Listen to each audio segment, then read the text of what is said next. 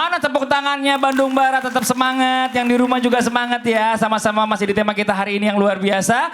Jangan-jangan selama ini kita hitung-hitungan sama Allah. Nauzubillah, summa nauzubillah. Oke, kita panggil lagi guru kita Ustaz Syam. Tepuk tangan buat Ustaz Syam. Ya, Mas Fadli. Masya Allah Ustaz Syam. Yang namanya manusia pasti punya salah. Bener apa bener? Bu punya salah nggak Bu? Gak punya salah gak mungkin ya. Pasti kita punya dosa. Namanya punya dosa, punya salah. Kita pengen taubat sama Allah. Dan pengen taubatnya diterima sama Allah Subhanahu Wa Taala. Tapi bagaimana dengan orang yang suka perhitungan sama Allah? Nauzubillah. Dengan cara mungkin gini ya. Menunda-nunda taubatnya. Ntar aja lah. Sekarang kan saya kan masih umur 20. Saya umur 30. Saya masih umur 40. Ntar lah kalau udah 60 tahun ke atas. Kan umurnya umat Islam kan 60 tahunan ke atas. Saya baru taubat tuh. Oh, ya kan? Allah, taubat semua dosa-dosa saya. Nah, ini bagaimana nih? Mohon izin penjelasannya Ustaz Syam. Tepuk tangan buat Ustaz Syam. Sampai guru Ustaz Maulana Habib Uthman, Mas Fadli, para alim ulama, guru-guru kami melakukan Allah Subhanahu wa taala Al-Qur'an surah Al-Asr. A'udzu billahi minasy syaithanir rajim. Bismillahirrahmanirrahim. Wal 'asr. إن الإنسان لفي خسر إلا الذين آمنوا وعملوا الصالحات وتواصوا بالحق وتواصوا بالصبر. Allah bersumpah dengan waktu. Kenapa? Karena banyak manusia yang menyia-nyiakan waktunya. Sehingga dikatakan hitung-hitungannya, ya hitung-hitungan umur aja deh. Kalau sekarang masih 20 tahun ya santai aja lah ibadahnya ya. Kalau dikasih kewajiban sholat 5 waktu ya 2 waktu aja lah. Asar aja sama maghrib atau duhur sama maghrib atau maghrib sama isya. Nanti umur 30 tambah lagi sedikit, asar, maghrib, isya. Nanti umur 40 baru subuh, duhur, asar, maghrib, isya. Subhanallah, ini orang kepedean dipikir waktunya akan sampai umur 40 tahun. Padahal tidak ada jaminan, tidak ada jaminan. Subhanallah. Maka Allah senang melihat hambanya yang bertobat. Allah senang sekali. Allah membuka pintu taubatnya kepada siapapun. Dan Allah senang melihat orang yang kembali kepada Allah. Tapi Allah jauh lebih senang kalau melihat anak muda yang taubat.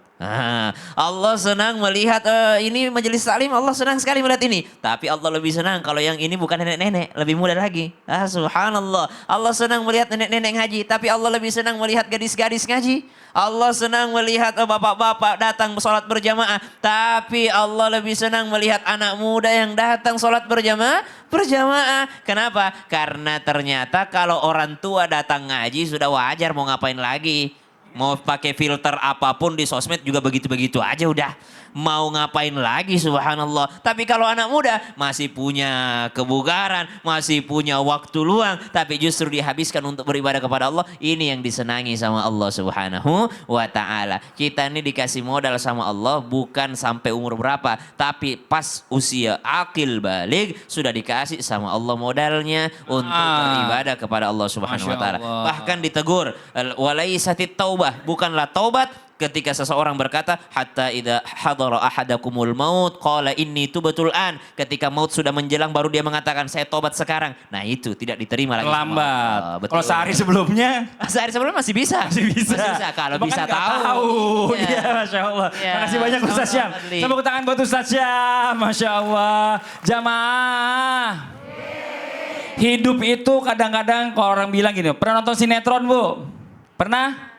Nonton sinetron, mana mungkin ada orang kayak gitu. Ternyata banyak dalam kehidupan ini. Cuma kita nggak pernah tahu aja. Zaman sekarang dengan sosial media ini terbuka semuanya kelihatan.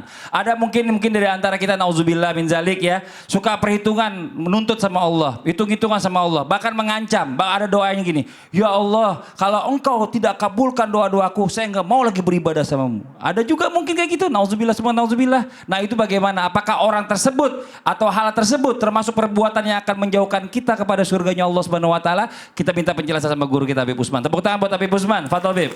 Bismillahirrahmanirrahim. Allahumma shalli ala sayyidina Muhammad wa ala ali sayyidina Muhammad. Innallaha 'inda zanni 'abdi bih. Allah berprasangka sesuai dengan prasangka hambanya. Ketika prasangka buruk yang kalian keluarkan, hancur kalian. Izin Ustaz Maulana, Ustaz Syam, Mas Fadli, Ingat bahwasanya ketika seorang manusia berprasangka buruk kepada Allah dan mengancam Allah, sulit bagi dia masuk dalam surganya Allah Subhanahu wa taala. Karena apa? Tidak punya hak hamba mengancam Tuhannya. Tidak punya hak seorang hamba mendikte Tuhannya. Karena Allah itu Tuhan, kita makhluk. Kita hina, tidak ada daya dan upaya kecuali dengan kekuatan Allah. Main ngancam-ngancam ini nggak boleh. Perbuatan yang tidak baik. Apalagi mengancam Allah Subhanahu wa taala. Kalau misalkan saya tidak dikabulkan doa saya nggak mau sholat lagi. Anda ini sholat itu Allah tidak butuh sholat kalian. Anda sholat dan tidak sholat tidak mengurangi daripada kekuatan Allah. Anda makhluk butuh Allah, butuh Tuhan yang menolong, yang membantu. Tubuh kita ini milik Allah. Rambut di tangan kita ini kita nggak tahu kapan numbuhnya. Kuku di tangan kita juga nggak tahu kapan numbuhnya. Kesehatan yang kita miliki di dalamnya ada jantung, ada liver, ada paru-paru. Semuanya ini sudah Allah tentukan. Kita nggak tahu kapan dia sakit, kapan dia sembuh, kapan dia sehat, kapan dia berkembang. Ada kankernya, ada virusnya, ada yang namanya tumornya, ada penyakit apapun kita nggak tahu di dalamnya. Semua ini milik Allah, tubuh kita semua milik Allah. Kembalilah kepada Allah, jangan pernah menghitung-hitung apapun.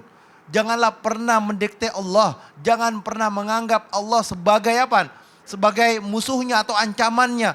Atau menganggap Allah itu nggak adil atau apapun. Jangan, celaka kalian, hancur kalian, binasa kalian. Ketika kalian menyangka Allah nggak adil, kalian tidak akan diperlakukan adil oleh Allah. Ketika kalian mengancam ke Allah, Allah akan menghancurkan kalian. Auzubillah. Akan menjerumuskan ke dalam kesesatan. Nauzubillah Oleh karena min itu, dzalik. prasangka baik kepada Allah, maka Allah akan menyelamatkanmu. Allah berprasangka sesuai prasangka hambanya. Innallaha inda zonni li abadi. Allah berprasangka sesuai prasangka hambanya. Prasangka baik, Allah akan menyelamatkan kalian. Prasangka buruk, Allah akan menghancurkan kalian. Nauzubillah, summa nauzubillah. Makasih banyak, Bib. Tepuk tangan buat Habib Usman.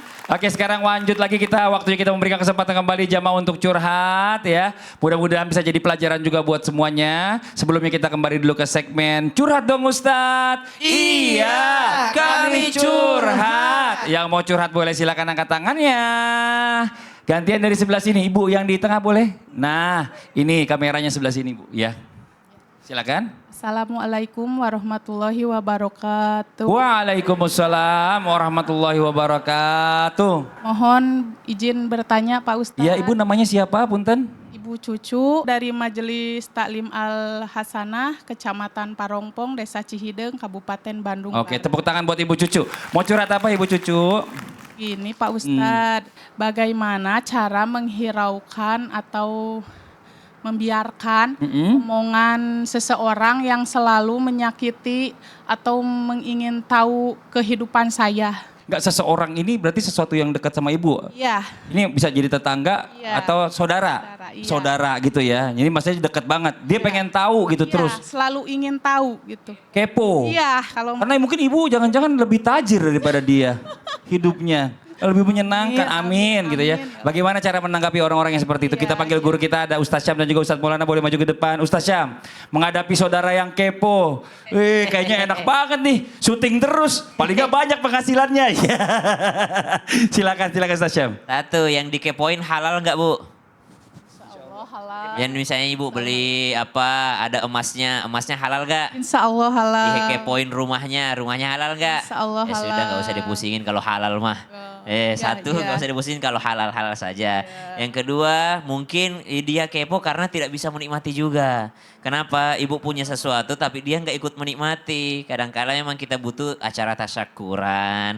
Kadang-kala kita juga butuh, kata Nabi SAW, jangan sampai engkau dihukum di akhirat itu ditusuk hidung. Ada orang ditusuk hidungnya, kenapa? Suka masak enak tapi nggak pernah kirim-kirim masakannya. Maka perbanyaklah kuahnya wahai Abu Dzar. Dikasih tahu sama Nabi SAW untuk memperbanyak kuahnya. Untungnya Nabi cuma perintahkan perbanyak kuahnya, bukan dagingnya. Kalau dagingnya, wah sayang juga kita masak terlalu banyak. Jadi kuahnya diperbanyak, kadang-kala kirim juga sama dia. Bagaimana cara ini selama halal, selama kita sudah menjalankan sunnah Nabi SAW, udah slow aja hidupnya, santai aja hidupnya, insya Allah. Ya gitu Ibu Cucu, dia dari Ustaz Syam. Kakek tolong dijawab ya. Jadi gini, kita tidak mungkin bisa terhindar daripada omongan orang. Karena mereka punya hak atas omongannya. Nah, dari sini kita bisa belajar sebaiknya tunaikan aja kewajiban kita terhadap sesama muslim. Tadi udah benar kata Ustaz Sam tadi, adakan syukuran. Nah, sebenarnya gini, ada 5 kewajiban muslim atas muslim lainnya. Ini jadi bisa pembelajaran buat kita nih. Yang pertama, jawab salam. Mungkin kita saling jarang sapa-sapaan. Assalamualaikum, salam gitu ya itu. Kemudian kedua, doakan kalau dia ada masalah, ada bersin dan sakit. Yang ketiga, hadirilah kalau dia mengundang. Mungkin kalau kita jarang datang atau kita jarang undang dia, saling menghadiahi lah. Nah, kemudian apalagi mohon izin tanpa menggurui, kalau kita sakit ataupun dia sakit, ayo saling besuk. Yang kelima, hiburlah dia. Mungkin dia lagi ada masalah dan dia mungkin kan iri kan ada 2. Ada iri yang baik, ada iri yang tidak baik. Iri yang baik itu adalah memotivasi orang untuk jauh lebih baik. Tapi kalau iri yang tidak bagus adalah iri yang membuat berusaha menimbulkan kedengkian. Auzubillah. Ketakutan ibu jangan sampai dia dengki sama kita. Perbanyak baca salawat, Masya Allah. perbanyak baca istighfar, dan Masya Allah. Makasih banyak Ustadz Maulana. Ibu Cucu makasih banyak. Tepuk tangan buat Ibu Cucu. Oke, satu lagi kita kasih kesempatan yang mau bertanya angkat tangannya. Wah nih, Ustadz yang kerudungnya berbeda. Ibu sini Bu, dekat saya. Nah, sini lagi. Oke, kenalin dulu namanya Ibu. Saha namanya? Assalamualaikum warahmatullahi wabarakatuh. Waalaikumsalam warahmatullahi wabarakatuh. Nama saya Siti Komaria Ibu Siti Komaria. Ibu dari mana pengajiannya? dari Majelis Taklim Al Hasanah, Oke. Kecamatan Parongpong, Kabupaten Bandung Barat. Oke, tepuk tangan dong buat Ibu Siti Komaria. Ibu mau curhat apa Ibu? Gini, saya dibalikan curhatnya nanti belakang. Tapi sekarang saya mau minta maaf dulu kepada orang yang di lingkungan saya, iya. Karena manusia itu kalau saya selalu aktivitas gitu ya, pasti ada kesalahannya kan ya.